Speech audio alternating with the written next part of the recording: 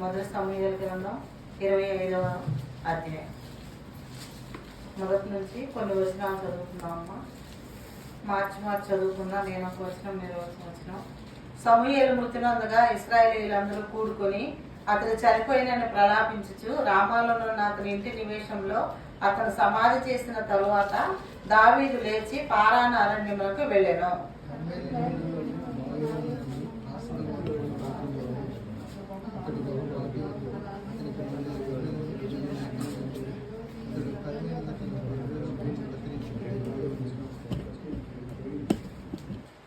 అతని పేరు నాబాలు, అతని భార్య పేరు అబీగయిలు. ఈ స్త్రీ సుబుద్ధి గలదై రూపసి అయి ఉండెను. అయితే చర్యలను బట్టి చూడగా నాబాలు మోటువాడును దుర్మార్గుడిని ఉండెను. అతడు కాలేబు సంతతి వాడు. చాలు చాలు. ఇక్కడ ఈ చాప్టర్ లో మనకి మూడు క్యారెక్టర్లు ముఖ్యంగా కనపడుతున్నాయి. మూడు క్యారెక్టర్లు మనకు ముఖ్యంగా కనిపిస్తున్నాయి. ఎవరెవరు కనిపిస్తున్నారు?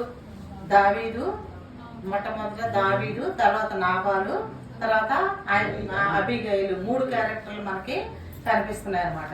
నేను ఇప్పుడు మీతో ఏం చెప్పాలనుకుంటున్నానంటే, దావీదు పరిస్థితి అప్పుడు ఎలాగుంది, అసలు ఆ దేశంలో పరిస్థితి ఎలాగుందంటే, ఆ సమయంలో ఇశ్రాయేలీలు అందరూ కూడా రాజు కావాలి, మాకు రాజు కావాలి అని గోల చేశారు. గోల పెడితే అప్పుడు ఇంకా దేవునికి ఇష్టం లేదు రాజుని నియమించడము, ఆ సమూయేలు ప్రవక్తకు కూడా ఇష్టం లేదు. అలాంటి పరిస్థితుల్లో తప్పనిసరైన పరిస్థితుల్లో రాజును నియమించవలసి వచ్చింది. ఇశ్రాయేలీయులు 12 గోత్రాల మీద రాజును నియమించవలసి వచ్చింది అనమాట. అప్పుడు సౌలుని రాజుగా నియమించారు. అది దేవుడికి కూడా ఇష్టం లేదు. సరేలేని ప్రజలు కోరుకుంటున్నారు కదా, సరేనని యాక్సెప్ట్ చేశాడు దేవుడు. రాజుగా నియమించారు సౌలుని. అయితే ఏం జరిగింది? సౌలు దేవుని మాట వినట్లేదు, ప్రవక్త మాట కూడా వినట్లేదు. వినకపోయినందువల్ల దేవుని మనసు బాధ కలిగింది. తర్వాత ఏం జరిగిందంటే సౌలుని విసర్జించేశాడు. రాజుగా ఉండకుండా దేవుడు మనసులో విసర్జించేసి, ఆయన 12 గోత్రాల్లోని శ్రేష్టమైనటువంటి వ్యక్తి ఎవరున్నారా, రాజుగా సూటబుల్ పర్సన్ ఎవరున్నారు అని చెప్పి ఆయన అన్వేషణ చేసినప్పుడు, దేవుడు అందరిని వెతుకుతూ వచ్చినప్పుడు యెష్షయి కుమారుడు అయినటువంటి దావీదు హృదయానుసారుడుగా దేవుడికి కనిపించాడు. అయితే దావీదు యెష్షయి కుమారుడే మాత్రమే కాదు, బెత్లెహేము అంతట్లోని చాలా ధనవంతుడైనటువంటి ఒక వ్యక్తిని గురించి మనం రూతు గ్రంథంలో చూస్తాం. ఎవరిని? రూతు గ్రంథంలో చాలా ధనవంతుడైనటువంటి ఒక వ్యక్తిని మనం చూస్తాం. అతని పేరు బోయజ్ కదా. ఆ బోయజ్ కి ఆ రూతుకి వివాహం జరిగిన తర్వాత ఓబేదు పుట్టాడు. తర్వాత ఓబేదుకి మళ్ళీ కుమారుడు పుడితే అతను యెష్షయి, అతనే యెష్షయి. ఆ యెష్షయి కుమారుడు దావీదు అన్నమాట. కాబట్టి ఎంత మంచి చరిత్ర ఉన్నటువంటి కుటుంబమో మనం చూడవచ్చు. ఆ దావీదు ఇప్పుడు ఎక్కడో గొర్రెలు కాచుకునేటటువంటి దావీదుని తీసుకొని వచ్చి ప్రవక్త అయినటువంటి సమూయేలు ఆ అబ్బాయిని పిలిపించి ఆ అబ్బాయికి అనాయింట్మెంట్ చేశాడు, అభిషేకం చేసి దేవుడు నిన్ను ఏర్పరచుకున్నాడు, నువ్వు ఇశ్రాయేలీయుల మీద రాజుగా అవుతావనే ఒక చిన్న బాలుడికి చెప్పడం జరిగింది. అప్పటికి ఆ జరిగిన సిచ్యుయేషన్ చెప్తున్నా నేను. అంటే ఇప్పుడు మనం ఈ పారాగ్రాఫ్ లోకి వెళ్లే ముందు మీకు అసలు ముందు ఏం జరిగిందనే ఇంట్రడక్షన్ కోసం చెప్తున్నాను. ఎప్పుడైతే దావీదుని అనాయింట్ చేశారో, అభిషేకం చేశాడో ప్రవక్త, ఎవరో కోపం వస్తుందో చెప్పండి? అప్పుడు దాకా అక్కడ రాజుగా ఉన్న వ్యక్తికి చాలా కోపం వచ్చేసి ఏమనుకున్నాడంటే, అయ్యో నా తర్వాత నా కొడుకు రాజు అవ్వాలి, ఆ తర్వాత నా వంశం అంతా రాజులు అవ్వాలి, కానీ మధ్యలో ఈ అబ్బాయి అభిషేకం చేశాడు, దేవుడు ఏర్పరచుకున్నాడు, ఖచ్చితంగా జరుగుతుంది, కాబట్టి నేను చంపేస్తే మంచిది. ఎవరిని? దావీదుని చంపేస్తే మంచిది అనుకొని అప్పటి నుంచి తరవడం మొదలు పెట్టాడు అనమాట. తరవడం మొదలు పెడితే సమూయేలుకి చాలా బాధగా ఉంది. ప్రవక్తకి, సమూయేలు అంటే మీకు తెలుసు కదా, ప్రవక్తకి చాలా బాధగా ఉంది. ఆయన ముసలితనం వచ్చేసింది, ఆయన చనిపోయాడు. ఇప్పుడు ఇక్కడ మన ఫస్ట్ పారాగ్రాఫ్ నేను చదివితే తర్వాత మీరు చదివారు కదా, అది సమూయేలు మృతి నొందగా, ఆయన చనిపోయాడు. చనిపోయిన తర్వాత ఏం జరిగింది అనేది మనం నెక్స్ట్ చదువుకున్నాం అనమాట. నేనేం చెప్తున్నానంటే, తర్వాత పారాగ్రాఫ్ నాబాలు అబీగయిల్లోనికి వెళ్లకుండా దావీదు గురించి ఇంకా కొంచెం చెప్పాలనుకుంటున్నాను. ఎందుకంటే దావీదు పడిన పాటలు కష్టాలు ఎటువంటివో మీకు తెలిస్తే గానీ మీకు నెక్స్ట్ జరిగే విషయం అర్థం అవుతుంది అనమాట. ఎందుకంటే దావీదు చాలా చిన్నప్పటి నుంచే చాలా కష్టాలతో పెరుగుతూ వచ్చాడు. అయితే అంతేకాదు, ఇప్పుడు సౌలు తరుగుతుంటే పారిపోతున్నాడు. ఎందుకని 16 అధ్యాయంలో చూస్తే అభిషేకించాడు. 17-18 అధ్యాయంలోకి వెళ్తే గొలియాతుని చంపాడు. ఎవరు? దావీదు గొలియాతుని చంపాడు. ఎందుకు అసలు గొలియాతుని చంపేటటువంటి సిచ్యువేషన్ అసలు వచ్చిండేది కాదు ఇతను అడవిలోనే ఉండుంటే. కానీ అన్ఎక్స్పెక్టెడ్ గా వాళ్ళ నాన్నగారు అన్నయ్యల దగ్గరికి గవర్నమెంట్ ఎంప్లాయీస్ వాళ్ళు అక్కడికి వెళ్ళి ఆహారం ఇచ్చిరామంటే అక్కడికి వెళ్ళేసరికి గొలియాతు ఫిలిస్తీన్ల మీద ఫిలిస్తీన్ల గాతువాడైన గొలియాతు ఇశ్రాయేలీల మీద ఎన్నో ప్రగల్భాలు పలుకుతూ ఇశ్రాయేలీ దేవుడిని దూషిస్తూ ఉంటే అది భరించలేక దావీదు ఎవరు లేరా, నేను వెళ్తానంటే ఎవరు వెళ్ళనివ్వలేదు. అక్కడ కూడా జలసీయే. ఈ అబ్బాయి చిన్నోడు వయ్యుండి నువ్వు వెళ్తానంటావా, నీకెంత గర్వం, నీకెంత పొగరు, నీకేం సంబంధం ఉంది ఇక్కడికి వచ్చేవా, అసలు యుద్ధంలోకి నీకు కత్తి పట్టుకోవడం రాదు, గాలి పట్టుకోవడం రాదు, నువ్వు యుద్ధం చేస్తానంటున్నావా అని చెప్పేసి వెనక్కి అబ్బాయిని నెట్టేసే పనిలో ఉన్నారన్నమాట అందరూని. అయితే అసలైతే ఇప్పుడు ఏం జరగాలంటే ఈ గొలియాతు మీదకి ఇశ్రాయేలీ జనం అందట్లో ఎవరు వెళ్ళకపోతే రాజుగారు వెళ్ళాలి. ఎవరి మీదకి? గొలియాతు మీదకి. అది రాజనీతి. రాజుగారు వెళ్ళాలి. రాజుగారు వెళ్ళకపోతే రాజుగారు కుమారుడు వెళ్ళాలి. వాళ్ళిద్దరు ఖచ్చితంగా ప్రాణత్యాగం చేయాల్సిందే. ఎందుకంటే వీరమరణమైన పొందాలి అని ఉంటది కదా, సూక్తి వాళ్ళకి రాజుగా వచ్చినప్పుడే ఉంటది కదా. కాబట్టి వాళ్ళిద్దరిలో ఎవరో ఒకరు సౌలు గాని యోనాతాను గాని ఆ యుద్ధంలోకి వెళ్ళాలి. వాళ్ళిద్దరు వెళ్తే ఖచ్చితంగా గొలియాతు చేతిలో ఓడిపోతారు ఖాయం.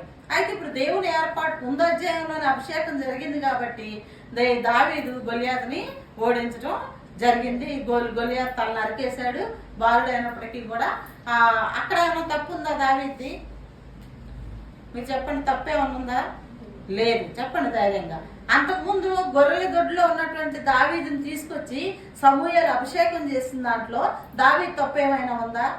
ఏమీ లేదు. దేవుని ఏర్పాటు అది. చూడండి, ఇప్పుడు గొలియాతుని తలని తీసుకొని వస్తుంటే మంచి యవనస్తుడు 18-19 సంవత్సరాలు అలా ఉంటాయన్నమాట ఇంచుమించు నేను అనుకోవడం. అప్పుడు ఆ ఊర్లో ఇశ్రాయేలీయుల స్త్రీలందరూ ఏం చేశారంటే దావీదుకి సౌలుకి 1000 దావీదుకు 10,000 అని గాన ప్రతిగానాలు వాళ్ళు చేశారనమాట. ఇప్పుడు ఇది 3వ పాయింట్, సౌలుకు బాధ కలిగే విషయం. సౌలుకు బాధ కలుగుతుందా లేదా? నన్ను 1000 అన్నారు, ఆ పిల్లోడికి 10,000 అన్నారని చెప్పి 3వ కక్ష ఎవరికి? రాజుగారికి. అర్థమవుతుందా? కాబట్టి ఆ తర్వాత ఇప్పుడు వెంట పడుతున్నాడు, ఇంకా దావీదు వెంట పడుతున్నాడు. యాక్చువల్గా అయితే దావీదు గొలియాతుని చంపిన దావీదు సౌలుని చంపగలడా చంపలేడా? ఈజీగా చంపగలడు. కానీ దేవుడు అభిషేకించిన వారిని నేను చంపను అని ఒక నియమం పెట్టుకున్నాడు కాబట్టి పరిగెత్తుకుంటూ పారిపోతా ఉన్నాడు అనమాట. ఆయనతో పాటు 600 మంది పరివారం కూడా ఉన్నారు. దావీదు వెనక ఎంతమంది ఉన్నారు? 400+200 600 మంది పరివారం ఉన్నారు. మొత్తం అందరూ కలిసి పరిగెత్తున్నారు. ఇప్పుడు మీకు చెప్పదలుచుకున్న విషయం ఏంటంటే ఆ అరణ్యంలో పరిగెత్తడానికి కానీ నడవడానికి కానీ వీలు కానటువంటి భయంకరమైనటువంటి అరణ్యం అనమాట. ఇది ఇజ్రాయెల్ కంట్రీ అనుకోండి. ఇజ్రాయెల్ కంట్రీని ఆనుతోనే ఇక్కడ మోయాబ్ డెడ్ సీ ఉంటుంది, అంటే మృత సముద్రం ఉంటుంది. ఇది దేశం అయితే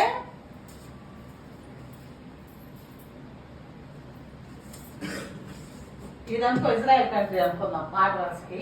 ఇక్కడే మృత సముద్రం ఉంటుంది ఇక్కడ. అర్థమైందా? ఈ మధ్యలో గ్యాప్ ఉంది చూసారా? ఈ యోదయ నుంచి ఇటు పారిపోతుంటూ ఇది వస్తున్నాడు. మనకి చిన్న ఇంటర్నల్ స్పేస్ లాగా కనిపిస్తుంది కాబట్టి కనిపిస్తుంది, కానీ బోర్డు మీద అది కొన్ని 100 కిలోమీటర్ల విస్తీర్ణం కలిగినటువంటి ప్రాంతము. ఇక్కడ యోదయ దేశం నుంచి ఆ మృత సముద్రం వైపు పరిగెత్తుకుంటూ వస్తున్నాడు.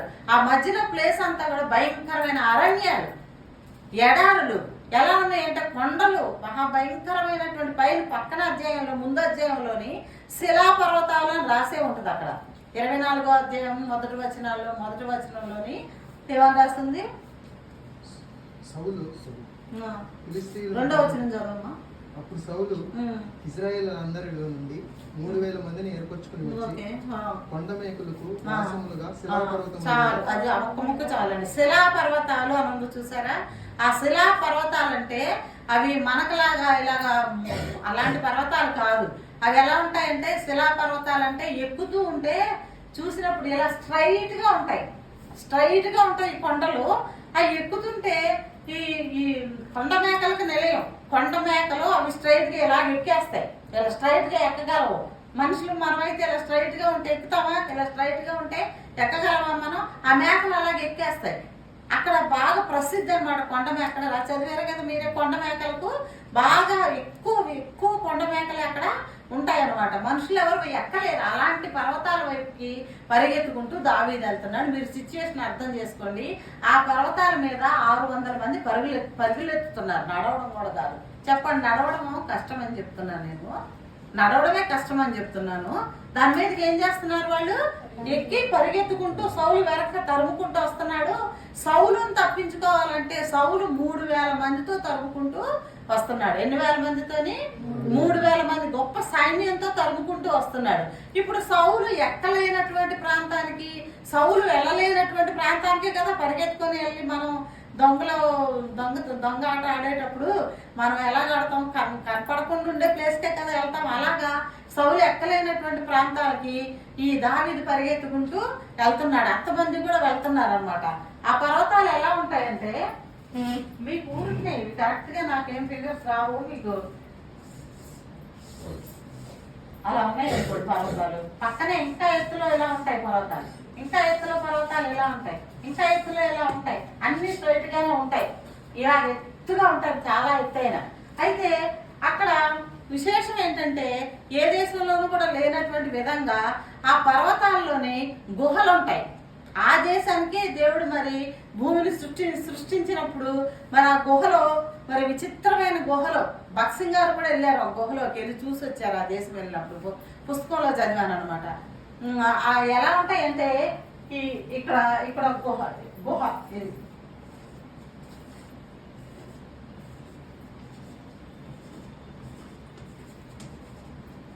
అన్ని గుహలు, అర్థమవుతుందా? ఆ గుహలు చూడటానికి ఇంత కనపడతాయి. మన ఇంటి డోరు ఎంత ఉంది అంత కూడా ఉండదు, గుహ ఎంట్రన్స్ అంతే కనపడతాయి. లోపలికి వెళ్ళిపోతే చాలా కిలోమీటర్లు వెళ్ళొచ్చు. వెళ్ళిన తర్వాత అక్కడ పెద్ద ఊరంతా అరణ్యం ఉంటుంది, పెద్ద అరణ్యం, కేకారణ్యం ఉంటుంది అనమాట. ఏ గుహలో నుంచి ఎన్నో గుహలు అక్కడ.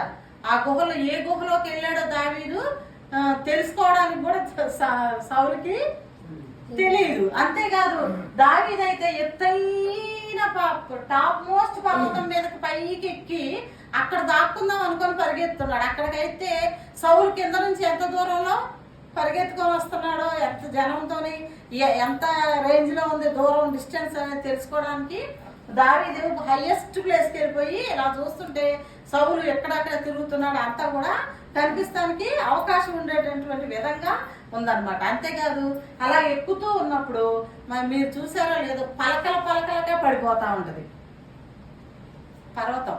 ఎక్కుతున్నాం అనుకో, అది ఎక్కుతున్నప్పుడు మ్యాప్ ఎక్కుతుంటేనే అది డామ్ అని పెద్ద పెళుసులాగా ఇరిగి స్లేసెస్ ఉంటాయి చూసావా, స్లేసెస్ లాగా పడిపోతా ఉంటాయి అన్నమాట. అప్పుడు అంత ఎత్తులో నుంచి ఎంతమంది అయినా కింద పడిపోవచ్చు కదా, అంత డేంజరస్ శిలా పర్వతాలు అనమాట అవి. అంతలాంటి కష్టపడి ఎందుకోసం అంత కష్టపడ్డాడు మీరు అండర్స్టాండ్ చేసుకోవాలి. ఎందుకోసం అంత కష్టపడ్డాడు? సౌలుని ఒక నిమిషంలో చంపేయచ్చు. సౌలుని చంపడం పెద్ద విషయంగా, దావీదు ఎలుగుబంటిని సింహాన్ని చేతులతో చీల్చి చంపేసినటువంటి బాలుడు. అలాంటప్పుడు సౌలుని చంపడం ఎంతసేపు పని? చాలా సింపుల్ గా చంపేయచ్చు. కానీ నీతి, దేవుని నీతి కలిగి ఉన్నాడు. మన అభిషేకించిన ఇతడు యెహోవా చేత రాజుగా అభిషేకించబడ్డాడు. ఇతడు తల మీద నూనె పోసి ప్రవక్త ప్రార్థన చేసి అభిషేకం చేశాడు. అతన్ని నేను చంపను, అతనికి నేను హాని చెయ్యను. నేను ఎన్ని కష్టాలైనా ఇలాగే పడతాను. ఇప్పుడు నన్నైతే అభిషేకించారు, తర్వాత రాజుగా నేనే. సౌలు తర్వాత సౌలు తనంతట తాను చనిపోతే తర్వాత రాజుగా నన్ను అభిషేకం చేశారు. కాబట్టి నేను నా టైం వచ్చేంత వరకు, సౌలు మామూలుగా సహజంగా చనిపోయేంత వరకు నేను ఎన్ని కష్టాలైనా పడతానని చెప్పి అన్ని పాటలు ఒక గుహలో నుంచి ఒక గుహలోకి, ఆ గుహ లోపల నీళ్లు ఉంటాయండి. ఒక గుహలోని కొన్ని వందల కిలోమీటర్ల అలా గుహలాగానే ఉంటది, అంతే అన్ని రాళ్ళు రప్పలతోనే ఉంటది, వాటర్ ఉండదు, నీళ్లు అంత పరిగెత్తుకొని వస్తున్నారు, అంత ఎత్తు ఎక్కుతున్నారు, మంచి నీళ్ళు అవుతాయా? అవ్వ, దాహం అవుతుంది కదా, కనీసం నీళ్లు ఉంటాయని గ్యారంటీ ఏమన్నా ఉందా? ఏమీ లేదు. కాబట్టి సృష్టికర్తమైన దేవుడు మన అవసరాలు మనం పుట్టక ముందే, భూమి పునాదులు వేయబడక ముందే దావీది అరణ్యంలో తిరుగుతాడు, దావీది గుహల్లో పరుగులెత్తుతాడు అని తెలిసి దేవుడు లోపల ఆ గుహలోని వాటర్ ఫాల్స్, ఊటలు, నీటి ఊటల్ని కొన్ని గుహల్లో అవి బండల్లో నుంచి నీళ్లు ప్రవహిస్తుంటే కాలువలై ప్రవహించేస్తుంది. భక్సింగ్ గారు పుస్తకం చదివాను. అదుల్లాం గుహలోకి వెళ్ళారంట భక్సింగ్ గారు. అసలు ఎలాగున్నాడు దావీదు అదుల్లాం గుహలో అన్ని నెలలో అన్ని సంవత్సరాల తరబడి ఉన్నాడు కదా, అసలు ఎలా బ్రతికాడు?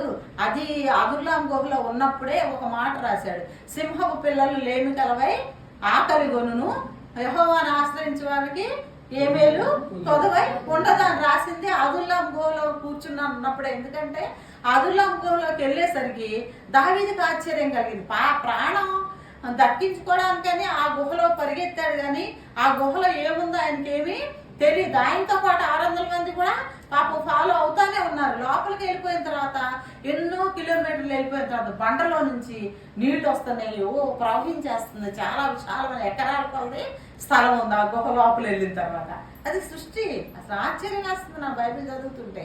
సృష్టి ఏదైనా గుహ అంటే ఏదో ఒక 4-5 మనుషులు పట్టడానికి సరిపోద్దా మనం ఇమాజినేషన్ చేసుకుంటాం, కానీ ఒరిజినల్ గా అక్కడ ఎంతో మంది యాత్రికులు వెళ్ళి ఇప్పుడు చూస్తున్నారు. ఇప్పుడైతే అది మంచి ప్లేసులు, మనుషులు చూసే ఏమంటారు టూరిజం ప్లేసులుగా మారిపోయి అవన్నీ చక్కగా చేశారు. కానీ అప్పుడు అలా లోపలికి వెళ్ళి చూసరికి పెద్ద అరణ్యం, అదంతా అరణ్యంలో ఎన్నో కాయల చెట్లు, ఎన్నో పండ్ల చెట్లు, ఎన్నెన్నో చెట్లు ఉన్నాయి, మంచినీళ్ళు కూడా ప్రవహిస్తున్నాయి. చూసారా దేవుడు ఎటువంటి దేవుడు? యెహోవా యందు భయభక్తులు కలిగిన వారికి ఏ మేలు కూడా కొదవై ఉండదు. కాబట్టి పదే నేను చెప్తున్నాను, అందరూ సమర్పించుకున్న వాళ్ళందరూ, సేవకులందరూ ఎంతో నెత్తినోరు బాదుకొని చెప్తున్నారు. ఏమనంటే యెహోవా యందు భయభక్తులు కలిగి ఉండండి, దేవుని కోసం బ్రతకండి, సాక్రిఫైస్ చేసుకోండి, దేవుణ్ణి ఘనపరచండి, ఈ లోకంలో శాశ్వతమైనది కాదు. ఇంత చెప్తానే ఉన్నారు కానీ గ్రహించట్లేదు. కానీ మనం చూస్తుంటే ప్రాక్టికల్ గా ఇక్కడ మరి అది అదుల్లాం గుహ ఏమని, ఎన్గేది గుహ ఏమని, ఎన్నెన్నో గుహల పేర్లు చాలా ఉన్నాయి. రాసుకుంటూ కూర్చుంటే దీన్ని బైబిల్ పట్టుకొని బైబిల్ స్టడీ లాగా ఎవరి కాళ్ళు రాసుకుంటూ చూస్తే ఎన్నో పేర్లు వస్తాయి దీంట్లో. అన్ని గుహల్లోని ఏ గుహలో ఏముందో కూడా తెలియదు. కింద సౌలు పరిగెత్తుకుంటూ వస్తున్నాడు, వచ్చి ఈ టాప్ మోస్ట్ ఇక్కడ ఈ గుహలో ఇప్పుడు దావీదు ఉన్నాడు అనుకోండి, ఈ గుహలో ఇక్కడ గుహలోని సౌలు అక్కడ రెస్ట్కి వచ్చాడు. ఇంత దూరం ఎక్కాడు ప్రయాసపడి, ఇక్కడ రెస్ట్కి వచ్చాడు అని ఉంది కదా. శంఖ నివృత్తిని లోపలికి వెళ్ళాడు బైబిల్లో ఉందా? అక్కడికి వెళ్ళి రెస్ట్ తీసుకొని నిద్రపోతుంటే ఇక్కడ నుంచి చూసే ఈ టాప్ ఇంకా పై నుంచి చూస్తున్న వాళ్ళకి కింద వాళ్ళు కనిపిస్తారా? ఆ సౌలు ఇందులోకి వెళ్ళిపోయాడు అని ఎవరికి కనిపిస్తుంది? దావీదుకి కనిపిస్తుంది. అంటే దావీదు అనుచరులు వచ్చి ఇక్కడికి వచ్చి సమూయేలుని, ఇప్పుడు సౌలుని చంపు, ఇప్పుడు నీకు దొరికాడు కదా, దేవుణ్ణి చేతికి అప్పు చెప్పాడు, ఇప్పుడు చంపేయి, నువ్వు ఇప్పుడు నుంచి రాజు అయిపోతావు, మనకెందుకు ఈ కష్టాలు, ఈ పరుగులు ఎత్తడం ఎందుకని ఈ అనుచరులందరూ, చుట్టూనున్న అనుచరులందరూ అక్కడికి వచ్చి సౌలు దగ్గరకు వచ్చి, సౌలు నిద్రపోతున్నాడు, అక్కడికి వచ్చేసారు వీళ్ళు. వచ్చేసి అంటే సౌలు నిద్రపోతానే ఉన్నాడు. దావీదు అన్నాడు, నేను చంపను, నేను ఇలాగే సహనంతో పరిగెత్తుతూనే ఉంటాను, నా టైం వచ్చే వరకు నేను చంపను, దేవుడే ఏదో ఒక యుద్ధంలోనైనా ఆయన చనిపోయేలా చేస్తాడని కూడా రాసి ఉందండి. మీరు చదివారో లేదో, నాకు భలే ఆశ్చర్యం అనిపించింది. నిజంగా యుద్ధంలోనే చనిపోతాడు, ముందే చెప్పేశాడు దావీదు, యుద్ధంలోనన్నా చనిపోతాడు, ఏదో ఒక కారణం చనిపోతాడు, కానీ నేను మాత్రం చంపనని చెప్పి ఇది వాళ్ళకి అంగీలు ఉంటాయి కదా, అంగీ చెంగు ఒకటి కోసేసి ఈ ముక్క పట్టుకొని మళ్ళీ పైకి పరిగెత్తుకొని ఆయన గుహలోకి ఆయన వెళ్ళిపోయాడు. తర్వాత ఈ సౌలు నిద్రలేసి, ఆయన ఏం చూసుకోలేదు, ఇది నిద్రలేసి మళ్ళీ ఎదగడం ప్రారంభిస్తున్నాడు. మళ్ళీ ఎదగడం ప్రారంభిస్తా ఉంటే ఆ పై నుంచి కేకేశాడు, రాజా అని చెప్పి గట్టిగా కేకేస్తే కింద డౌన్లోనే ఉన్నాడు కదా సౌలు, వినిపించింది. వెనక తిరిగి చూస్తే సాగిలి పడి అక్కడి నుంచి సాష్టాంగపడి నమస్కారం చేసి, ఇదిగో నీ అంగీ అంచు నేను కోసాను, నువ్వు నిద్రపోతున్నప్పుడు వచ్చాను, నిన్ను నేను చంపాలనే ఉద్దేశం నాకు లేదు, నన్ను ఎందుకు తరుముతున్నావు రాని మాట్లాడుతూ మీకు అందరికీ తెలుసను. పై ముందు అధ్యాయాల్లో మీరు చూసారు. సిచ్యుయేషన్ ఇదండి. దావీదు కష్టాలు మీరు అర్థం చేసుకుంటారని నేను ఇంత వివరంగా, ఇది మన లెసన్ కాదు, అసలు కిందకి వెళ్ళిపోవాలి, నాబాలు అబీగయిల్లోకి వెళ్ళాలి అసలుకి. కానీ నేను ఇది ఎందుకు ఎక్స్ప్లెయిన్ చేశానంటే, దావీదు ఏదో అరణ్యంలో పరిగెత్తాడు, దాక్కున్నాడు, సౌలు ఎంటపడుతున్నాడు అని పేజీలు చదువుతాం మనం గ్రంథంలో. అయితే అసలుకి ఎలా పరిగెత్తాడు, ఎలాగున్నాయి ఆ గుహలు, ఎలాగుంది ఆ సిచ్యుయేషన్ అని మీకు అర్థం అవడం కోసం నేను అంతగా ఎక్స్ప్లెయిన్ చేసి, నాకేం అంత బొమ్మలేమి రావు, అలాగే చెప్పాను కూడా. అది మృత సముద్రానికి మరి యోదయ దేశానికి మధ్యలో ఉన్నటువంటి ప్లేస్ అన్నమాట. అరణ్యము, అది ఎడారి, అది అరణ్యము, అది కొండ చర్యలు కలిగిన శిలాపర్వతాలు కలిగిన ఆ ప్లేస్ అన్నమాట. చూసారా? ఆ తర్వాత ఇప్పుడు సమూయేలు ప్రవక్త చనిపోయాడు, సౌలేమో కక్షతో ఉన్నాడు. దావీదు సిచ్యువేషన్ ఇప్పుడు ఎలా ఉందంటే, అక్కడి నుంచి కర్మేలు ప్రాంతానికి వచ్చాడు. ఇక్కడ మన పారాగ్రాఫ్ లో కర్మేలు ప్రాంతానికి వచ్చి తన అనుచరులతో కలిపి, మరి ఒకే చోట ఉంటే ఎలాగైనా పట్టుకుంటారు కదా, అందుకని కర్మేలు ప్రాంతానికి వచ్చి మాయోను ప్రాంతాలకు వస్తే అక్కడ జరిగిన విషయం ఏంటంటే, ఆ ప్రాంతంలోనే నాబాలు అనే వ్యక్తి ఉన్నాడు. నాబాలు కూడా యోధా గోత్రానికి చెందినటువంటి వాడే, దావీదు కూడా యోధా గోత్రానికి చెందినటువంటి వాడే. అబీగయల్ క్యారెక్టర్లోకి వెళ్తే మనం అబీగయల్ కూడా యోధా గోత్రానికి చెందిన, ముగ్గురు యోధా గోత్రానికి చెందిన వాళ్ళే. మీకు ఒక విషయం మళ్ళీ ఒకసారి గుర్తు చేద్దాం అనుకుంటున్నాను, టైం ఎంత అవుతుందో నాకు చెప్తా ఉండండి. అయితే యోధా గోత్రం అసలు ఎక్కడి నుంచి వచ్చింది, ఈ సీడ్ ఎక్కడి నుంచి వచ్చింది? చాలా చిన్న సింపుల్ ప్రశ్న ఇది, ఎంతో డెడ్ ఈజీ ప్రశ్న. యోధా గోత్రము ఎక్కడి నుంచి వచ్చింది? ఎవరు మూల పురుషుడు? యాకోబు కదా, యాకోబే కదా, డౌట్ ఎందుకు మీకు? యాకోబు 12 మంది పిల్లలు కలిపి ఇజ్రాయేలు 12 గోత్రాలు, యాకోబు పుట్టిన 12 మంది అబ్బాయిలు కలిసి ఇది ఇజ్రాయేల్ కంట్రీ 12 గోత్రాలు కలిపి. అర్థమైందా? ఇందులోని యోధా గోత్రము స్పెషల్, లేవి గోత్రము స్పెషల్, అవునా కాదా? యోధా గోత్రము, లేవి గోత్రం అనేవి స్పెషల్ అన్నమాట. లేవీలు అంటే దేవుని సేవకులు, యోధా అంటే దేవుని స్తుతించే వాళ్ళు ముందు నడవకపోతే, యోధా గోత్రం ముందు నడవకపోయినా, లేవి గోత్రం నడవకపోయినా మందసం ఆటానికి ఎత్తుకెళ్ళడానికి ఎవరు ఉండరు. కాబట్టి మోస్ట్ ఇంపార్టెంట్ ట్రైబ్స్ ఈ రెండు కూడా. అర్థమైందా? కానీ ఈ 2 గోత్రాలు ఎక్కడి నుంచి వచ్చినాయి అంటే లేయా కడుపులో నుంచి వచ్చాయి. అది చెప్పాలనుకున్నాను మీకు. లేయా రాహేల్ ఇద్దరు భార్యలు ఉన్నారా? లేయా ద్వేషించబడుతుందా, రాహేల్ ద్వేషించబడుతుందా? లేయా ద్వేషించబడుతుంది. అసలు ఏమి ప్రేమించట్లేదు భర్త, అసలు ఎన్ని సంవత్సరాలైనా ప్రేమించట్లేదు. అలాంటి ఆమె కడుపులో నుంచి ఆమె మూలుగులు, ఆమె కన్నీరు, ఆమె ప్రార్థన, ఆమె ఓర్పు, ఆమె సహనము, ఆమె దీర్ఘశాంతము ఇవన్నీ చూసిన దేవుడు ఆమె గర్భంలో నుంచి యోధా గోత్రాన్ని, లేవి గోత్రాన్ని తీసుకొని వచ్చాడు. నీ జీవితంలో కూడా, నీ జీవితంలో మూలుగు, ఏడుపు, కన్నీరు, వేదన, తిరస్కారము, విసర్జించబడడం, ద్వేషించబడడం ఇవన్నీ నీ జీవితంలో ఒకవేళ ఉండి ఆ అనుభవం కూడా వెళ్తుంటే నీ కడుపులో నుంచి యోధా వంశస్థులు వచ్చేదిగా మనం ఇక్కడ చూస్తాం అన్నమాట. ఇప్పుడు చూడండి, నాబాలు కూడా యోధా గోత్రమే, అబీగయల్ కూడా యోధా గోత్రమే, దావీదు కూడా యోధా గోత్రం. ముగ్గురు యోధా గోత్రానికి చెందిన వాళ్ళే. ముగ్గురు విశ్వాసాలు ఎలాగున్నాయో, మనం ఏ తెక్క చెంది ఉన్నామో ఈ 3 విశ్వాసాల్లో మన విశ్వాసం ఏ తెక్క చెందిందో మనం ఐడెంటిఫై చేసుకుంటే మన లైఫ్ ఎలాగుంటుందో కూడా మనకి అర్థమైపోద్ది. ఇప్పుడు చూస్తున్నారు కదా, దావీదు విషయానికి వెళ్తే యెహోవా అభిషేకించిన వాడు నోబు పట్టణంలోని 85 కుటుంబాలు, 85 మంది దేవుని సేవకుల్ని కత్తితో చంపాడు, కత్తితో నరికి చంపాడు. ఎవరు? సౌలు. మరి అలాంటప్పుడు దావీదు, మనమే దావీదు అనుకో, మనం ఏమనుకుంటాం అక్కడ దేవుని సేవకుల్ని 85 మంది కుటుంబాల్ని ఆ ఊరి పేరు నోదు దేశం అనమాట. ఆ దేశంలో ఉన్న దేవుని సేవకులు మొత్తం అందరిని చంపేసి ఊరినంతటిని కాల్చేసి నిర్మూలన చేస్తాడు. మనం ఇప్పుడు నువ్వు దావీదు అనుకో, నేను దావీదు అనుకో, ఏం చేస్తాం మనం?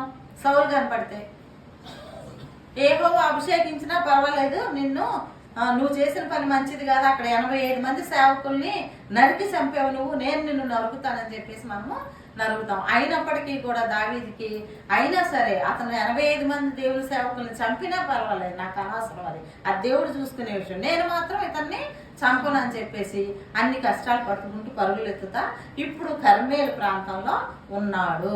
ఎవరు? దావీదు. ఇప్పుడు ఈ నాబాలు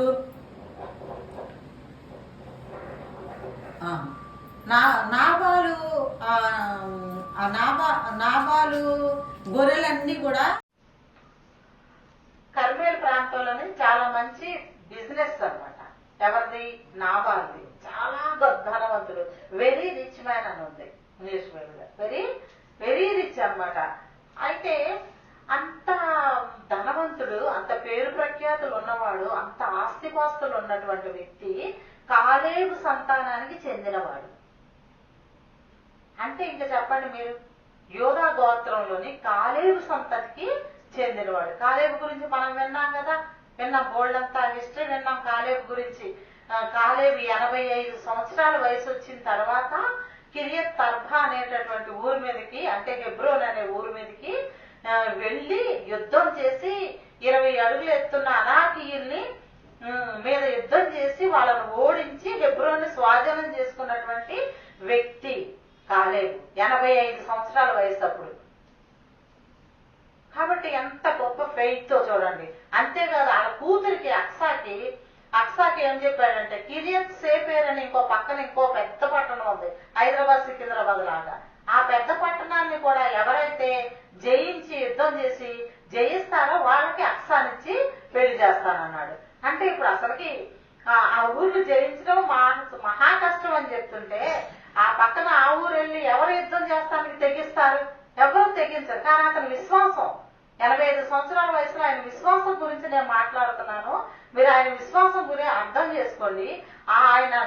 ఆయన తీసుకున్నటువంటి ఆ డెసిషన్ ని దేవుడు చూసి ఆయన ఒత్నియేలు అనేటటువంటి యోధా వంశంలోనే మళ్ళీ ఒత్నియేలు అనే అతను బయలుదేరి ఆ కిరియత్ సేపేరు మీద యుద్ధం చేసి జయించి వచ్చి అక్సాని పెళ్లి చేసుకున్నారు. అటువంటి కాలేబు, ఆ కాలేబు వంశంలో ఆ గోత్రంలో పుట్టిన వ్యక్తి ఎవరో నేను చెప్తున్నా, నాబాలు. అర్థమైందా మీకు?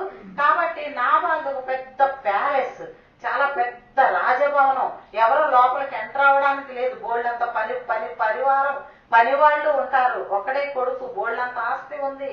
కాబట్టి అసలు ఎప్పుడన్నా బయటకు వస్తే బయటికి రావాల్సిన అవసరం లేదు. అసలు లోపలే అంతా రాజవైభవం అంతా లోపలే జరుగుతుంది. ఒకవేళ బయటికి వస్తే ఎంతో మర్యాదగా ఏదో తెల్ల చొక్కా వేసుకొని వైట్ షర్ట్ వేసుకొని మంచి రాయల్ గా బయటకు వచ్చి ఉండేవాడేమో. ఒకవేళ చూసే వాళ్ళకి ఎంత మంచివాడు అనుకుంటారు, మనం అనుకుంటున్నాం కదా, ఏదో తెల్ల బట్టలు వేసుకొని ఏదో ఒకటి బైబిల్ పట్టుకొని అలా రోడ్డు మీద వెళ్తే అందరూ ఈ ఎబ్రోన్ సహవాసం చాలా గ్రేట్ అది ఇది అనుకుంటారని మనలో కూడా ఉంది కదా, కొంచెం చిన్నదో పెద్దదో అపోహ ఉంది కదా. అలాగే ఆ రోజుల్లో కూడా ఆ కాలేబు ఒకవేళ బయటకు వస్తే చూసే వాళ్ళకి ఎంత ఆశ్చర్యం కలిగించి ఉంటాడో నేను ఆలోచిస్తున్నాను. ఎందుకంటే అబీగయీలు, మనం ఇప్పుడు 3వ క్యారెక్టర్ లోకి వెళ్దాం. అబీగయీలు చూస్తే రూపసి, చాలా అందమైనటువంటిది. అంతేకాదు అబీగయీల్ అనే పేరుకి సోర్స్ ఆఫ్ జాయ్ అని అర్థం, లేదా కాజ్ ఆఫ్ జాయ్ అని అర్థం, లేదా ఫాదర్స్ జాయ్ అని అర్థం అనమాట. అంటే తండ్రికి సంతోషం పుట్టించేటటువంటి అమ్మాయి. అంటే తండ్రి ఆ అమ్మాయిని చూడగానే సంతోషం కలిగించేలాగా ఆ అమ్మాయి బిహేవియర్ ఉండాలి అనే ఉద్దేశంతో తండ్రి అమ్మాయికి అబీగయీల్ అని పేరు పెట్టాడు. కాబట్టి ఆ అమ్మాయిని పెంచే విధానంలో కూడా యూదా వంశస్థులు పురుషులు పిల్లల్ని పెంచేటప్పుడు మగ పిల్లల కన్నా ఆడపిల్ల మీద ఎక్కువ శ్రద్ధ పెట్టి పెంచడం నేను చూశాను బైబిల్ గ్రంథంలో. ఇందాక మనం అక్సాను చూస్తే కాలేబు చాలా మంది అబ్బాయిలు ఉన్నారు కాలేజీకి, వాళ్ళ పేర్లు పెద్ద లెక్కలోకి రాలేదు కానీ అక్సా అనే అమ్మాయి పేరు గురించి మాత్రం రిపీటెడ్ గా బైబిల్లో రాసింది. కాబట్టి కాలేబు అక్సాని అంత కేర్ఫుల్ గా పెంచుతూ వచ్చారు. అది అక్సా క్యారెక్టర్లోకి వెళ్ళినప్పుడు చూసుకుందాం మనం. ఇప్పుడు ఇక్కడ కూడా అబిగైల్ వాళ్ళ నాన్నగారు ఫాదర్స్ జాయ్, తండ్రి సంతోష పెట్టే బిడ్డ, తండ్రిని సంతోష పెట్టే బిడ్డ అనుకుంటూ చిన్నప్పటి నుంచి ఎత్తుకునేటప్పటి నుంచి కూడా అలాగే చెప్తూ పెంచుకుంటూ వచ్చాడు. పెంచుకుంటూ వచ్చి తండ్రి అంటే దేవుడమ్మా, నేను తండ్రి, దేవుడు తండ్రి, మన పితరులందరూ చాలా బాగా ప్రేమిస్తూ వచ్చారు. అదే ద్వితీయోపదేశకాండం మనకు తెలుసు, మీకు తెలుసు. ద్వితీయోపదేశకాండం 6వ అధ్యాయం 7వ వచనంలో ఏమని ఉంటదంటే, మీ పిల్లలు తినేటప్పుడు, నడిచేటప్పుడు, పడుకునేటప్పుడు, లేచేటప్పుడు మీరు వారికి ధర్మశాస్త్రంలోని విషయాలను మీరు బోధించాలి, వాటికి నొసలు మీద బాచకంగా దాన్ని పట్టుకోవాలి, గుమ్మం మీద రాసుకోవాలి అని చెప్పేసి వాళ్ళకి ధర్మశాస్త్రంలోనే రాసిందనమాట. అందుకని పిల్లలు పెంచేటప్పుడు దేవుని మాటలతో పెంచుతూ వచ్చారు. అబీగైల్ను కూడా కేర్ఫుల్ గా తండ్రి పెంచుతూ వచ్చాడు. ఆ యోధా వంశంలోని 12-13 సంవత్సరాల వయసు వచ్చేసరికి ధర్మశాస్త్రాన్ని 2-3 సార్లు చదివేసి ఉండాలి. పుట్టిన ప్రతి అమ్మాయి కూడా పెళ్లి అవ్వకముందే, మెచ్యూర్ అవ్వకముందే 2-3 సార్లు ధర్మశాస్త్రాన్ని పూర్తిగా చదివేసాం. ధర్మశాస్త్రం అంటే 5 పుస్తకాలు, ఒక పుస్తకం కాదు. మనం ఒక పుస్తకం చదవమంటేనే చదవరు, 5 పుస్తకాలు రాయమంటే రాస్తారా? రాయరు. కానీ వాళ్ళు ఆ పుస్తకాలను చదువుతూనే ఉండాలి ఎన్నిసార్లు అయినా. ఆ విధంగా వాళ్ళ ధర్మశాస్త్రాన్ని కంఠోపాఠం చేసిన పిల్లలు అనమాట అందరూ, యోధా గోత్రుల అమ్మాయిలు. అబీగైల్ కూడా ఆ విధంగా తన ధర్మశాస్త్రాన్ని ఎంతో స్క్రిప్చర్ రివీలింగ్ అంటారు. ఆ వాక్యాన్ని చదవడం వల్ల ఏమొస్తుంది? జ్ఞానం వస్తుంది. యెహోవా యందు భయభక్తులే 111:10 కీర్తనలో యెహోవా యందు భయభక్తులు అది జ్ఞానమునకు మూలము అని ఉంది. ఆ తర్వాత వాక్యం వెల్లడవుడుతోనే వెలుగు కలుగును, అది తెలివి లేని వారికి తెలివి పుట్టించును 119, 130. ఆ తర్వాత 1 కీర్తన 1:3 యెహోవా ధర్మశాస్త్రమునందు నువ్వు ఆనందించినట్లయితే, దివారాత్రులు దాన్ని ధ్యానించినట్లయితే నువ్వు చేసే పనంతా కూడా సఫలం అవుతుంది. ఎన్నెన్నెన్నెన్నో చెప్తుంది దేవుని ధర్మశాస్త్రం. అబీగైల్ ఏం చేస్తుంది? వాళ్ళ నాన్నగారు చెప్పినట్టే ఆ కంఠస్థం చేసుకుంటూ చాలా ఒబీడియంట్ గా తను పెరుగుతూ వచ్చింది. తను చూసిన వాళ్ళకందరికీ కూడా, అబీగైల్ చూసిన వాళ్ళకందరికీ అసలు ఏం ఎక్స్ట్రాడినరీ విజ్డమ్ ఈ అమ్మాయిది, ఎంత మంచి గుడ్ అండర్స్టాండింగ్. అసలు ఒక విషయం చెప్తుంటే వెంటనే సరైన విధంగా అర్థం చేసుకోగలదు. అంతేకాదు 25 సామెతల గ్రంథం 25 మనకు తెలిసిన వాక్యమే 11వ వచనంలో ఏంటి? సమయోచితంగా మాట్లాడబడినటువంటి మాట చిత్రమైన వెండి పళ్ళెంలో పెట్టిన బంగారు పండ్ల వంటిది. చూసారా? కాబట్టి సమయోచితంగా ఏ టైంకి రైట్ మాట మాట్లాడేటటువంటి నాలెడ్జ్ అబీగైల్కి ఇచ్చాడు దేవుడు. అదన్నా సాధన చేస్తేనే వస్తుంది. నీకు వస్తుంది, నాకు కూడా వస్తుంది. విజ్డమ్ అనేది సాధన చేస్తే, ఏదైనా ఈ లోకంలో కూడా ఏదైనా సాధన చేస్తే, కృషి ఉంటే మనుషులు ఋషులు అవుతారు అని మన పూర్వీకులు ఎప్పుడో చెప్పారు. కాబట్టి సాధన చేయటం అనేది చాలా ఇంపార్టెంట్. దైవభక్తిని కూడా సాధకం చేయండి. తిమోతి రాసిన పత్రికలో తిమోతి చెప్తూనే ఉన్నాడు, దైవభక్తిని సాధకం చేయండి అని. ఏమీ తెలియని మన భారతదేశంలో ఎన్నో మతాలు ఉన్నాయి, జీవం లేని మతాలు ఉన్న రాయిరప్పులకు మొక్కుతున్నా కూడా వాళ్ళెంత నిష్ఠగా ఉన్నారు, వాళ్ళెంత కఠినమైన పనులు చేస్తారు, వాళ్ళెంత ప్రయాసపడతారు. కానీ మనము అంత ప్రయాసలో మనం కొంత ప్రయాస అయినా పడితే ముందుకెళ్తాం. అబీగైల్ చరిత్రలో కూడా అబీగైల్కి ఎంతో నాలెడ్జ్ ఉంది. కానీ మరి మనమైతే అనుకుంటాం, బ్యాడ్ లక్ అనుకోవాలో తెలియదు, కానీ ఏమనుకోవాలో తెలియదు. అబీగైల్ వాళ్ళ నాన్న నాబాలుకి ఇచ్చి, చెప్పండి,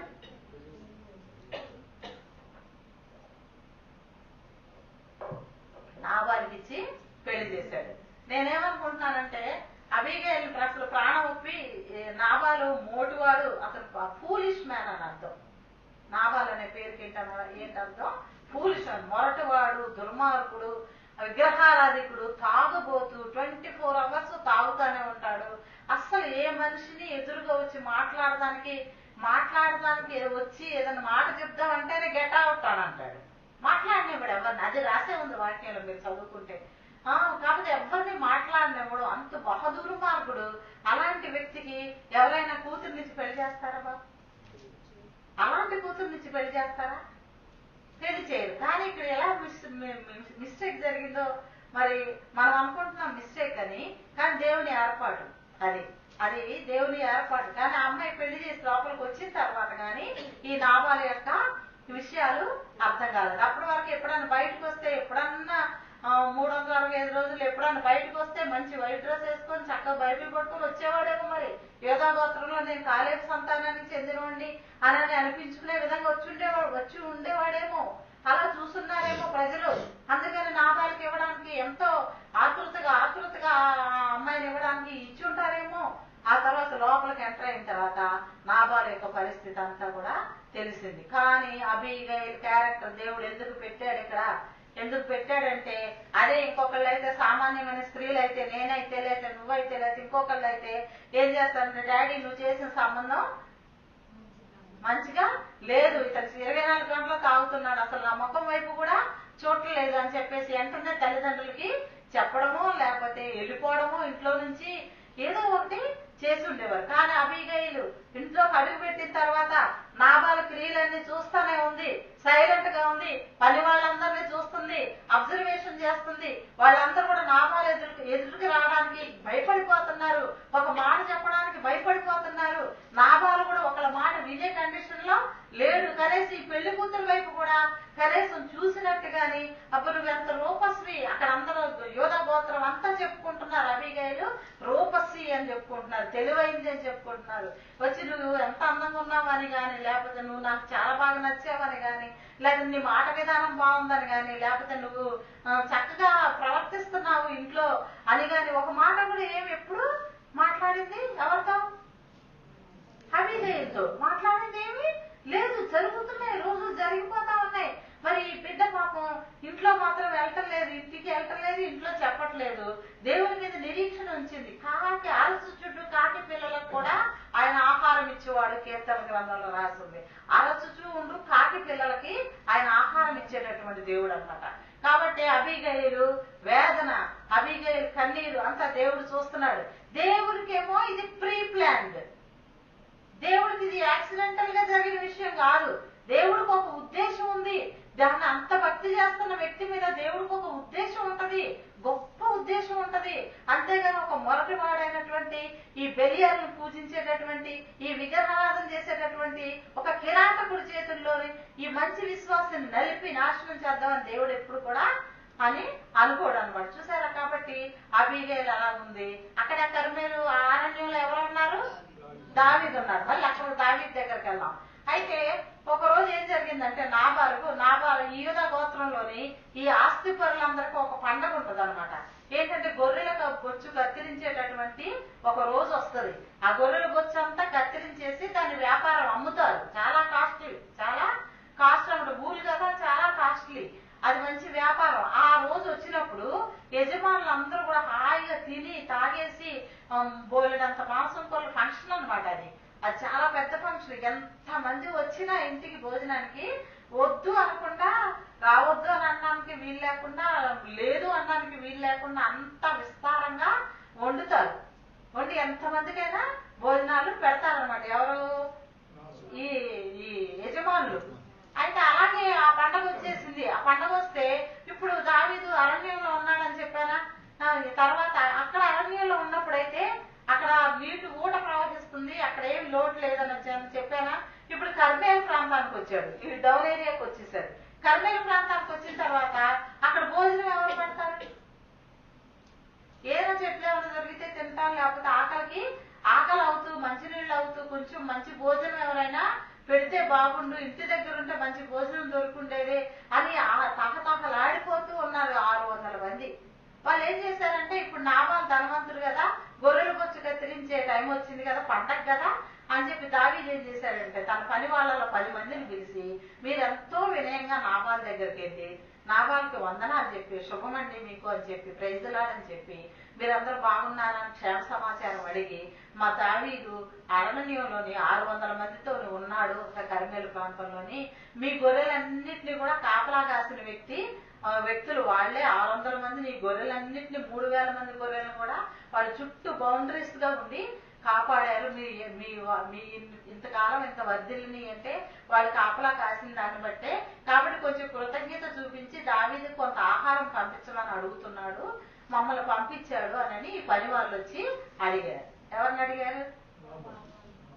ఎటువంటి వాడు నాబారు? చాలా హ్యాపీగా పంచి పెడతాడంటారా? పోనీలే బాగానే కాపలా కాశారు నా గొర్రెలకి, సరిలే తీసుకెళ్ళని అంటాడా? అండ్ గర్విష్టి కదా, చాలా గర్విష్టి. పైగా బహు పనికి మాలిన వాడు అని ఉంది, స్పెషల్ గా రాస్తుంది చక్కగా, బహు పనికి మాలిన వాడు అని. అయితే దుర్మార్గుడు అని కూడా రాసింది, మొరటు వాడు అని కూడా రాసింది. కాబట్టి ఇక్కడికి వచ్చి ఈ 10 మందిని పట్టుకొని నానా తిట్లు తిట్టేసి, యెషయా ఎవడు అసలు? యెషయా కుమారుడు ఎవడు అసలు? యెషయా అంటే తెలీదా? యెషయా అంటే ఇంత పిల్లలకు కూడా తెలుసు. ఎందుకు? బెత్లెహేములోని బోయేజ్ దగ్గర నుంచి చెప్పాను నాకు మీకు. బోయేజు, ఓబేదు కుమారుడు యెషయా, యెషయా కుమారుడు దావీదు అని చెప్పాను. పైగా యెషయా అంటే అక్కడ సన్నిహిద్రి సభ ఏదో ఉంటుంది, జరుగుతుంది, దాంట్లో హెడ్ ఆయన యెషయా అంటే. పైగా యెషయా అంటే తెలియని వాళ్ళు అసలు ఉండరు, అసలు దావీదుని తెలియని వాళ్ళు అంతకన్నా ఉండరు. ఎందుకంటే ఇశ్రాయేలు 12 గోత్రాల వాళ్ళు కూడా దావీదు రాజు అవుతాడు, ఈ సౌలు ఎప్పుడు పోతాడు బాబు, అభిషేకం చేశాడు కదా దావీదుని, తొందరగా ఈ సౌలు చనిపోతే బాగుండి దావీదు రాజుగా వస్తే బాగుండు అని చెప్పి ప్రజలందరూ 1 కోటి మంది జనం, 12 గోత్రాల జనం అంటే 70, 80, 90 లక్షల పైన జనం అందరూ ఎదురు చూస్తున్నారు దావీదు కోసం. ఇతను తెలియదా చెప్పండి? ఇతను తెలుస్తుందా తెలీదా? కానీ ఏమని ప్రశ్న వేస్తున్నాడు? దావీదెవడు ఆహాహాహా అని ఎటకారం ఏలాకాలం చేసి తమ యజమానులను వదిలిపెట్టి పారిపోయిన వాళ్ళని నేను చాలా మందిని చూశానులే. మన లాంగ్వేజ్ లో చెప్తున్నా, నేను చాలా మందిని ఇంతమందిని చూసాము, యజమాని వదిలిపెట్టి పారిపోతున్నాడు అని చెప్తున్నాడు. ఎవరిని? దావీదంట పారిపోతున్నాడు అంటే యజమాని వదిలేసేసి. యజమాని చంపాలంటే ఎంతసేపు పని? ఎంతో పని కాదు. కానీ ఇలా ఆటదిడ్డంగా పిచ్చి పిచ్చి మాటలన్నీ మీరు అధ్యాయాలు చదివితే చాలా చిన్నపిల్లలు చదివినా అర్థమయ్యేలాగా ఉంది. 25వ అధ్యాయం అన్న మాటలు మాట్లాడేసరికి పాప మా 10 మంది కూడా దావీదు దగ్గరికి వెళ్ళి, అయ్యా ఆయన ఇలాగ అన్నాడయ్యా, ఆ దావీదేవుడు అసలు యెషయా కుమారుడేవుడు అని అన్నారయ్యా అని చెప్తే దావీదుకి విపరీతమైన కోపం వచ్చి, పదండి తీయండి, కత్తులు తీయండి, ఇప్పుడు నాబాలు ఇంట్లో మగ పిల్లోడు అనేవాడు ఎప్పుడు ఉండకుండా అందరు తలలు నరికేద్దాం పదండి అని చెప్పేసేసి ఆ కత్తి తీశాడు. ఎవరు? దావీదు. అంతలోకి ఈ సిచ్యువేషన్ ఎలా ఉంచండి, ఇది ఎలా ఉంచండి. మళ్ళీ అబీగయీల్ దగ్గరికి వెళ్దాం. అబీగయీల్కి ఇదంతా ఏమీ తెలియదు, ఈ స్టోరీ ఏమి ఆ దావీదు వచ్చాడని ఇవన్నీ తెలియదు. అబీగయీల్కి అయితే దావీదు ఎవరో తెలుసు, దావీదు అంటే తెలుసు, యెషయా అంటే తెలుసు, సమూయేలు అంటే తెలుసు, సౌలు అంటే తెలుసు. చరిత్ర మొత్తం కూడా ఎప్పటికప్పుడు న్యూస్ పేపర్ అందినట్టుగా ఎప్పుడు తనకి తెలుసుకుంటూనే ఉంది. కాబట్టి దావీదు అంటే తన అంతరంగంలో రాజు, ఇశ్రాయేల్ రాజు అయిన గొలియాతుని జయించిన వ్యక్తి దావీదే. లేకపోతే ఆ గొలియాతుని చంపకపోతే మనమందరం ఫిలిస్తీన్ చేతుల్లోకి వెళ్ళిపోయి ఉండేవాళ్ళం. కాబట్టి ఆ దావీదు ఎవరు అమ్మాయి చూడలేదు. దావీదు ఎవరు అమ్మాయి చూసిందా? చూడలేదు. కానీ వినిందా? విన్నది. అతని గురించి చక్కగా విన్నది. వినేసి అయ్య బాబోయ్, ఆ పనోళ్ళు వచ్చారు, పరిగెత్తుకుని వచ్చి, అమ్మా అమ్మా అమ్మా ఎంత పని జరిగిందో తెలుసా, దావీదు ఆయన కర్మేలు అరణ్యంలో నుంచి 10 మంది మనుషులు పంపించి భోజనం అడిగాడమ్మా. పండగ రోజున భోజనం అడిగితే మన యజమానుడు బహుపనికి మానవాడు. అక్కడే ఇప్పుడు నేను అవార్డు జరిగింది. మన యజమానుడు పని వాళ్ళు చెప్తున్నారు, ఎవరికి? యజమానురాలికి చెప్తున్నారు. భర్త గురించి భార్య దగ్గరికి వెళ్ళి బహు పనికి మాలినవాడని ఎవరైనా చెప్తారా? ధైర్యం ఉంటుందా? నిజంగా పనికి మాలినవాడైనా చెప్పరు కదా. కానీ అబీగయీల్ దగ్గరికి ఇంట్లో ఉన్న పనోళ్ళు వచ్చి, అమ్మా మన యజమానుడు బహు పనికి మాలినవాడు, దావీదు మనుషులు పంపిస్తే ఇలా జవాబు చెప్పి పంపించేశాడు అనేది. తర్వాత ఏం జరిగిందంటే దావీదు ఖడ్గం తీశాడమ్మా. ఇప్పుడు వాళ్ళు 600 మంది వచ్చి మనలో మగవాడు అనేవాడు ఒక్కడు కూడా ఉండకుండా అందరి మెడలో నరికేసి తుత్తునీరుగా చేసి మనం ఇల్లుని వెళ్ళిపోవడానికి బయలుదేరుతున్నాడమ్మా దావీదు అని ఎవరు చెప్పారు? పని వాళ్ళు వచ్చి చెప్పారు. చెప్పేసరికి ఇమ్మీడియట్ గా మా నాన్న అడుగుతానుండు, మా నాన్నకు ఒకసారి ఫోన్ చేస్తా, లేకపోతే ఎవరన్నా మా అత్తగారిని అడుగుతా, లేకపోతే ఏమి లేదు, నో డిస్కషన్ అనమాట. ఇమ్మీడియట్ గా రియాక్ట్ అయిపోయి ఏం చేసింది, ఇమీడియట్ డెసిషన్, ఇదే సమయోచితంగా తీసుకునేటటువంటి ఆలోచన. కాబట్టి పని వాళ్ళందరినీ పిలిచింది, మీరందరూ నాకన్నా ముందు తొందరగా గార్ధపాల మీద 200 అంజూరు పడలు, 200 ఏమో అక్కడ లిస్ట్ ఉంది. చదవండి ఎవరైనా లిస్ట్ తీసిన వాళ్ళు. 18, 19 వచనాలు. 27వ అధ్యాయం 18, 19 వచ్చిన. అంజూరు పడలేమో 200, రొట్టెలేమో 200, ద్రాక్ష తిత్తులేమో 2, తర్వాత 5 మానికలు వేసిన ధాన్యం, అర్థమైందా, 5 గొర్రెల మాంసము, ఇవన్నీ కూడా పని వాళ్ళని పిలిచి వాళ్ళ మీద మీరు తీసుకొని మీరు ముందు వెళ్ళిపోండి, పరిగెత్తుకొని వెళ్ళండి, వెళ్ళిపోయి దావీదు దగ్గరికి వెళ్ళి నేను పంపించానని చెప్పి మీరు వెళ్ళండి అనేసి వాళ్ళని పంపించి వెనకనే ఈ అమ్మాయి కూడా ఇమ్మీడియట్ గా నేను బయలుదేరాలా, నేను అలాగే బట్టలు వేసుకోవాలి, ఇదంతా ఏం లేదు, ఇమ్మీడియట్ గా బయలుదేరి పరిగెత్తుకుంటూ గార్ధం మీద ఎక్కి గుర్రం మీద వెళ్ళొచ్చు ఆమె, మళ్ళీ ఆమె రథం మీద వెళ్ళొచ్చు.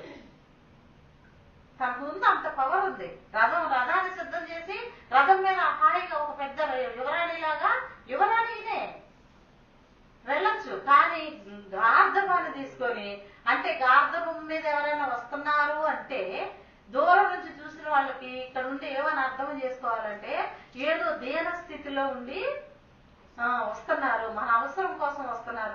పైన కిరీటం పెట్టుకుంది, రాజవస్త్రాలన్నీ ధరించుకొని ఉంది, గార్ధపం మీద వస్తుంది.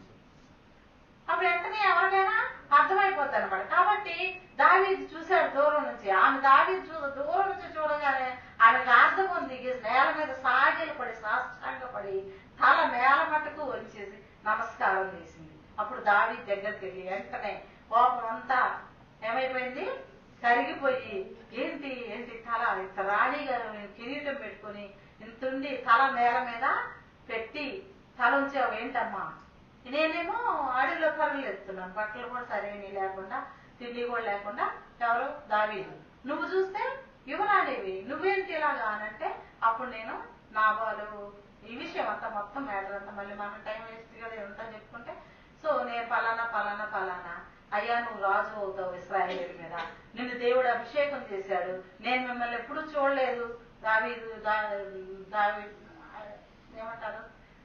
గారు నేను మిమ్మల్ని ఎప్పుడు చూడలేదు, కానీ నేను వింటాం మాత్రం మీ గురించి ఎప్పుడు వింటూనే ఉన్నాను, మీ వల్ల ఇశ్రాయేలుకి ఎంతో మేలు జరుగుతుంది, నువ్వు రాజు అవుతావు 12 గోత్రాల మీద, నువ్వు యెహోవా యుద్ధాలు చేస్తావు, నువ్వు నీ రాజ్యం స్థిరపరచబడుతుంది, నువ్వు గొప్ప రాజు అవుతావు అని అన్ని నేల మీద తలంచుకొని చెప్పి చివరిలో ఒక విజ్ఞాపన చేసింది. ఏమని విజ్ఞాపన చేసిందమ్మా, నువ్వు రాజు అయిన తర్వాత నన్ను జ్ఞాపకం చేసుకో రాజా, ఇదొక్కటే రిక్వెస్ట్, ప్రేయర్ రిక్వెస్ట్ ఇచ్చిందనమాట. అప్పుడు దావీదు వెంటనే నీ మనవి అంగీకరించబడింది అని చెప్పేసి అప్పుడే చెప్పేశాడు, అంగీకరించబడింది, నువ్వు సంతోషంగా సమాధానంగా వెళ్ళు అని చెప్పి ఎవరిని నువ్వు నాతో రక్తపాతం జరగకుండా ఆపేవు నువ్వు, లేకపోతే ఈ దినాన్ని నేను ఎంతో మంది రక్తాన్ని చిందించినటువంటి దోషినిగా నేను ఉండేవాడిని, అలాంటి దోషం నాకు అంటకుండా నువ్వు అడ్డుగా వచ్చినను ఆపావు, అంత మంచి పని చేశావు, అబీగయలు నువ్వు సురక్షితంగా వెళ్ళు అని చెప్పి పంపించాడు. పంపించిన తర్వాత అబీగయలు ఇంటికి వచ్చేసింది. ఇంటికి వచ్చిన తర్వాత ఏం మాట్లాడలేదు. ఆ రోజు రాగానే పరిగెత్తుకుంటూ వచ్చేసి మనమైతే ఏదైనా ఆడాలుగా చెప్పేస్తాం యాక్సిడెంట్గా, ఆమె అలా సైలెంట్ గా ఉంది. ఆ రోజంతా మౌనంగా ఉంది, ఆ రాత్రి కూడా మౌనంగా ఉండి తెల్లవారిన తర్వాత ఆయన మత్తు దిగిపోయిన తర్వాత ఆయనకి చెప్పింది, దావీదు కత్తి తీసుకొని బయలుదేరాడు, మగవాళ్ళు ఎవ్వరూ లేని విధంగా అందరిని నరికేయడానికి బయలుదేరాడు అనేసరికి అప్పుడు భయం వేస్తుంది. రియల్ భయం అనమాట అసలైతే.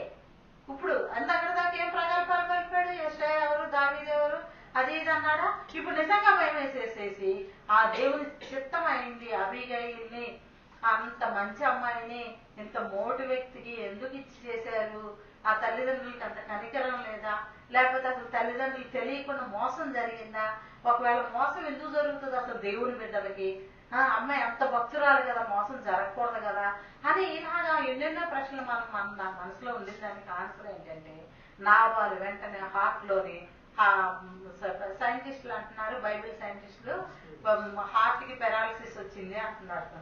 ఇప్పుడు అంటే 10 రోజులు మంచం మీద ఉన్నాడు కదా, 10 రోజులు తీసుకుపోయిన తర్వాత చనిపోయాడు కదా వాక్యంలో ఉందా లేదా నేను చెప్తున్నాను. కాబట్టి గుండెకి ఏదో అరెస్ట్ అయిందని అంటే అప్పటికప్పుడు ఏదో అయింది సంథింగ్. ఇప్పుడు డాక్టర్లు అయితే చెప్తారు ఆ గుండె ఇలా బ్లాక్ వచ్చింది లేకపోతే అలాగే వచ్చింది అప్పుడు హార్ట్ అటాక్ వచ్చింది.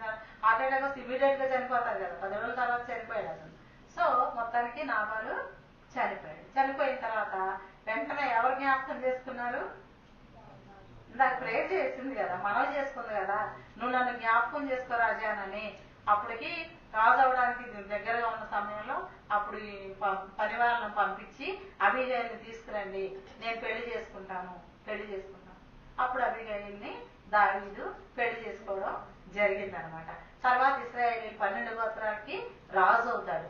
రాజు అయితే ఏమేమైంది? 12 గోత్రాలకి. అది చెప్పాలి, అది మర్చిపోకూడదు. 12 గోత్రాలకి అంటే 1 కోటి మందికి మనుషుల పైన ఈమె యువరాని ఇప్పుడు దావీదు చేసుకోవడం వల్ల అయింది. మీరు చెప్పండి ఇప్పుడు మీకు ప్రశ్న, మనం భక్తి చేసే భక్తి వ్యర్థమైపోద్దా? అబీగైలు భక్తి వ్యర్థమైందా?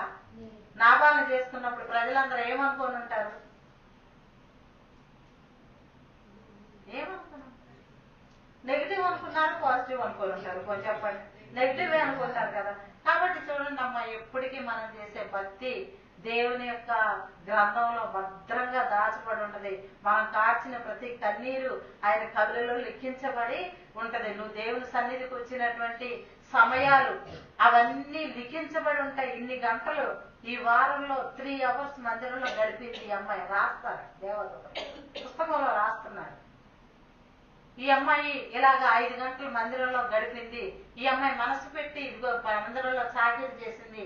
దోతలు రాస్తున్నారు. నువ్వు ఇంట్లో ఎన్ని బట్టలు ఉతికినా లేకపోతే నువ్వు ఇంట్లో ఎంత పని చేసినా చాలా వారం అంతా వాడేసుకుంటావు, ఇష్టానుసారంగా వాడేసుకుంటావు. అదంతా లెక్కలోకి రాదు. కానీ ఇక్కడ మాత్రం దేవుని కోసం చేసిన అబీగైలు చరిత్రే మీకు ఆధారం. ఏది కూడా విడిచిపెట్టడు దేవుడు. నా జీవితం కూడా ఒక ఎగ్జాంపుల్. ఎందుకంటే ఎవ్వరూ రక్షించబడకుండా నేను రక్షించబడ్డాను. నేను రక్షించబడిన తర్వాత అందరూ రక్షించబడి ఇప్పుడు నాకన్నా గొప్ప దేవుని సేవ అందరూ నా బ్రదర్స్ మొత్తం, నాకు సిస్టర్ గాని అందరూ ఎవరైతే ఉన్నారో 6 మేము మొత్తం అందరూ కూడా దేవుని సేవ చేస్తున్నారు. మనుషులను పట్టే జాలర్లుగా ఉన్నారు. అప్పుడు నన్ను చూసి అమ్మాయి ఏంటి ఆ తోటలో కూర్చొని ఎప్పుడు ఏడుస్తానే ఉంటది అని హేళనగా అనుకునేవారు. అనుకోని అటు పిచ్చి భక్తి చేసి మీ భక్తి ఎక్కడికి పోదమ్మా, మీరు యథార్థంగా చేసే భక్తి ఎక్కడికి పోదు. మీకు అది 2 కోట్ల రూపాయలుగా తిరిగి మీ జేబుల్లోకి వచ్చేస్తుంది మంచి భవిష్యత్తుతో. కాబట్టి భక్తి చేయడానికి నడుము కట్టుకోండి.